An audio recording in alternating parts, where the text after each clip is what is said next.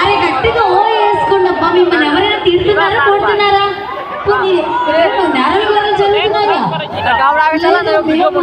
మీరు మనుషులే.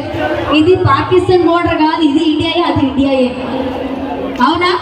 మీకు నలుపు జుట్టే ఉంది, మాకు నలుపు జుట్టే ఉంది. కొత్తగా ఏమీ లేదు అక్కడ. కొంచెం ఇండియన్ హీరోస్ అయినా నోరు తెరిచి ఓ వేసుకుని ఎంజాయ్ చేయండి బాబు. ఇక్కడ బాగానే ఉంటుంది, రేపు పొద్దున్న ఎలా ఉంటుందో మనకే తెలీదు. స్వీటియా రెడీ?